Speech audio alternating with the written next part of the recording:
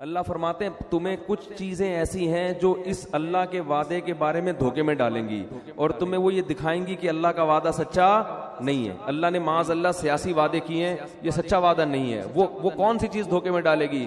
فلا تغرنکم الحیات الدنیا, فرمائے اس دنیا کی ترقی, دنیا کی ظاہری چمک دھمک.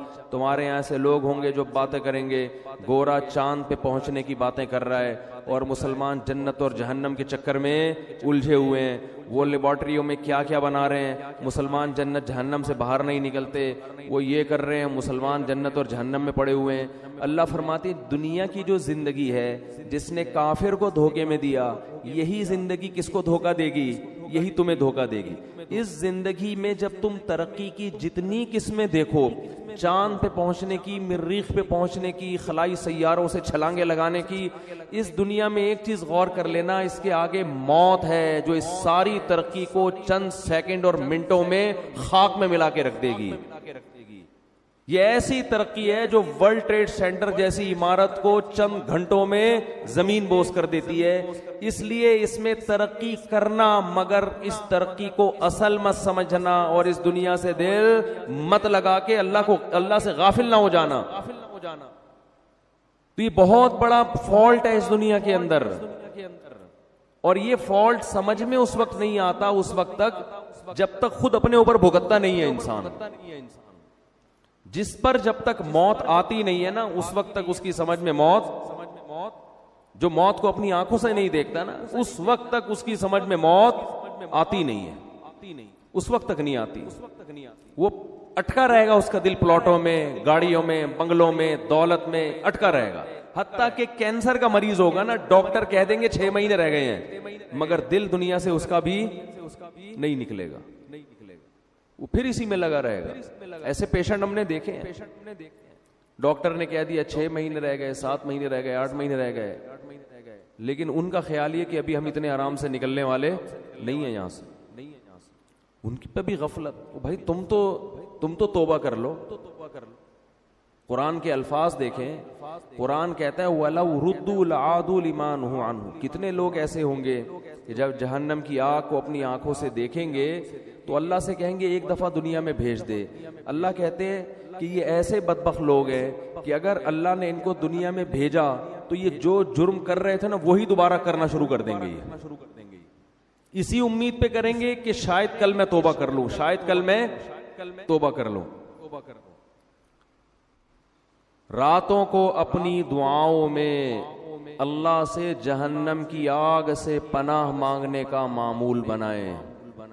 یہ چیز آج ہماری زندگیوں سے نکل گئی ہے. والذین آمنوا مشفقون منہا, فرمایا کافر مانگتا ہے کہ کہاں ہے وہ جہنم, کہاں ہے وہ آخرت, دکھاؤ مجھے. فرمایا اور مومن اس سے خوف کرتا ہے, اس سے ڈرتا ہے, مطالبہ نہیں کرتا. تو اللہ نے قرآن میں کیا کہا, لَأَمْلَأَنَّ جَهَنَّمَ, میں بھر دوں گا انسانوں سے اور جنات سے جہنم کو. اللہ کے لیے یہ مشکل, إِنَّ ذَلِكَ عَلَى اللَّهِ يَسِيرٌ. پھر قرآن یہ بھی کہتا ہے کہ اللہ پر یہ کام مشکل نہیں ہے. یہ کیوں کہا اللہ نے کہ اللہ پہ یہ کام مشکل نہیں ہے؟ ظاہر ہے جس نے آسمان اور زمینوں کو بنایا, ساری کائنات کو بنایا, اس کے لیے کیا مشکل ہے کسی کو یہاں سے اٹھا کے وہاں پھینک دے. لیکن اللہ یہ لفظ اس لیے بیان کرتا ہے کہ تمہیں ایسا لگتا ہے کہ اللہ ایسا نہیں کر سکتا. اتنے سارے انسانوں کو کیسے ڈالے گا؟ کیا اس کا دل نہیں ہے؟ کیا اس کو رحم نہیں آئے گا؟ اس لیے اللہ نے فرمایا کہ نہیں آئے گا رحم. یہ تم خوش فہمی میں مبتلا ہو کہ مجھے جتنا رحم آنا تھا مجھے آ گیا ہے. یہ رحم ہی تو ہے. کتنی مہلت دیتا ہے وہ, بار بار توبہ کا موقع دیتا ہے. 1000 بار بھی گناہ کیا, 1000ویں بار توبہ کرو گے اسی طرح قبول کرے گا جیسے پہلی دفعہ توبہ قبول کی تھی. یہ رحم ہی تو آیا تھا. اب تم یہ چاہ رہے ہو کہ وہ اتنا رحیم بن جائے کہ آپ جو مرضی کرتے رہو وہ بخشتا رہے تمہیں. اس خوش فہمی میں مبتلا ہونے کی ضرورت, بولو بھائی, نہیں, ایسا نہیں. ام نجعل المتقین کالفجار. انداز دیکھیں قرآن کا. قرآن کہہ رہا ہے کیا تم یہ سمجھتے ہو کہ نیک اور برے لوگوں کا انجام سیم کر دوں گا؟ دیکھو یا تو آخرت میں جنت ہے یا جہنم، تیسری کوئی جگہ نہیں ہے انجام کے اعتبار سے، تیسری کوئی جگہ نہیں، یا تو ادھر یا بولے نا بھائی، تیسری کوئی جگہ نہیں ہے۔ تو اللہ فرماتا ہے اگر میں نے سبھی کو بخشنا ہے تو اس کا مطلب جو بیچارے گناہوں سے بچ رہے ہیں وہ بے وقوف ہے پھر نا، یہی مطلب ہوا نا، وہ تو پاگل ہیں، وہ رمضان کے روزے رکھ رہے ہیں، وہ راتوں کو اللہ کے سامنے کھڑے ہو کر پناہیں مانگ رہے ہیں اللہ سے، وہ مالی معاملات میں حرام سے بچتے ہیں، ان کے دل میں میرا خوف ہے، وہ مجھے خوش کرنے کے لیے غریبوں کو کھلاتے ہیں،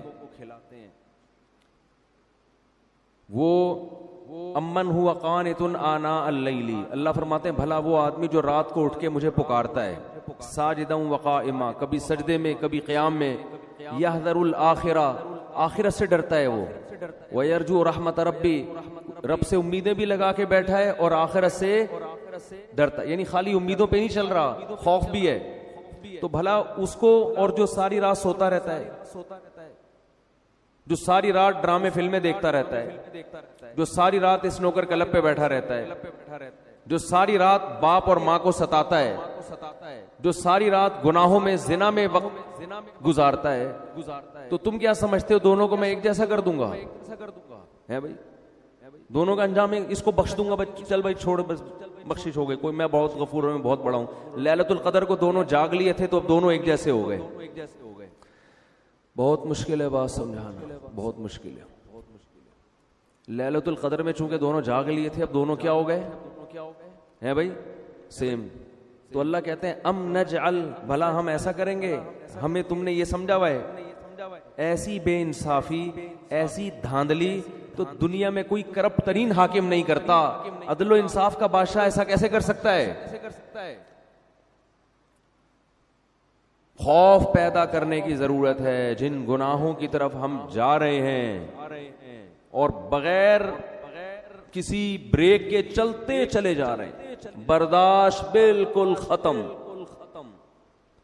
قرآن نیک لوگوں کی صفت بیان کرتا ہے، الکاظمین الغیظ، غصے کے کڑوے گھونٹ کو پیتے ہیں، یہ باپ کے سامنے غصہ نہیں، ماں کے سامنے نہیں، اپنے بڑوں کے سامنے نہیں، آج چھوٹوں پہ برداشت کر لیتا ہے، طاقتور ہے، اور بڑے پہ برداشت نہیں کرتا۔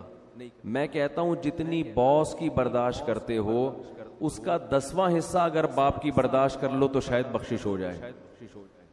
وہ باس تمہارا کچھ نہیں لگتا، وہ صرف پیسے دیتا ہے تمہیں، پیسوں کے لیے رکھا ہوا ہے۔ جس دن تم نے دیکھو سعودی عرب سے 20 سال لوگ جاب کر رہے ہوتے ہیں، جاب لیس ہو کے یہاں نظر آتے ہیں، میں پوچھتا ہوں یار آپ تو 20 سال سے ایک سیٹ کے پاس ملازمت کر رہے تھے، کیا ہوا؟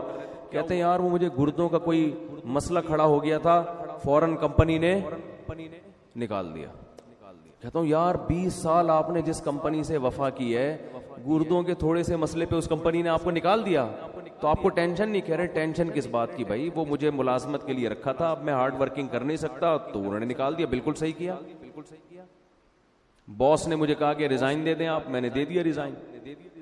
جنہوں نے اپنے مفاد کے لیے رکھا ہوا ہے، جہاں آپ کو کوئی بیماری ہوئی فوراً آنکھیں انہوں نے پھیر لی، ان کے ساتھ تو ایسی وفا ہے یار۔ 20 سال میں کبھی باس سے ایک دفعہ بھی پھڈے کی نوبت، بولو نا، 20 سال میں ایک دفعہ بھی باس سے پھڈے کی نوبت نہیں آئی۔ اور جو باپ آپ چاہے لنگڑے ہو، لولے ہو، اندھے ہو، کاڑے ہو، بہرے ہو، فالج زدہ ہو، وہ باپ آپ کو کبھی گھر سے کبھی نہیں نکالے گا گھر سے۔ اس باپ اگر وہ تیز آواز سے بات کرتا ہے، وہ سختی کرتا ہے تو آپ کا میٹر گھوم جاتا ہے۔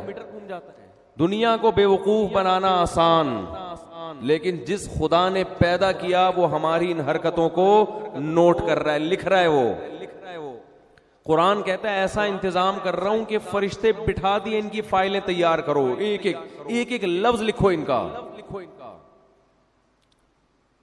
جو قریبی رشتہ ہے اس کا حق اتنا زیادہ، لیکن جب سے دنیا میں کفر کی حکومت ہے، جتنا قریبی ہے اس کا رشتہ اتنا ہی کم۔ آج دنیا میں جانوروں کے حقوق پر بات ہو رہی ہے، ماں باپ کے حقوق پر بات نہیں ہو رہی ہے۔ ایک فادر ڈے منا لیتے ہیں، اس میں چاکلیٹ موکلیٹ اس کو گفٹ کر دیتے ہیں گورے، ایک مدر ڈے میں کوئی 2-4 پھول ہار پہنچا دیتے ہیں اس کو۔ یہ فادر ڈے اور مدر ڈے منانا چھوڑ دیں، یہ ماں باپ کے ساتھ بدترین مذاق ہے، یہ خوب سمجھ لیں، بالکل اس کا بائیکاٹ کریں۔ یہ جو فادر ڈے اور مدر ڈے، یہ ان لوگوں کا کام ہے جن کا باپ اور ماں سے سال میں ایک پورے سال رشتہ ہوتا ہی نہیں ہے، وہ کبھی کبھار تھوڑا بہت یاد کر لیتے ہیں۔ تو اللہ کا عذاب بہت سخت ہے۔ یا ایھا الناس ان وعد اللہ حق، اے لوگو اللہ کا وعدہ سچا ہے۔ فلا تغرنکم الحیات الدنیا، اللہ فرماتے ہیں کہ یہ دنیا کی زندگی تمہیں دھوکے میں نہ ڈال دے۔ ولا یغرنکم باللہ الغرور، اور شیطان تمہیں دھوکے میں نہ ڈال دے۔ شیطان تمہارے برے عمل کو چمک پٹیاں لگا کے تمہارے سامنے مزین کر کے پیش کرے گا، یہ خود بھی برباد ہوگا، تمہیں بھی برباد کرے گا۔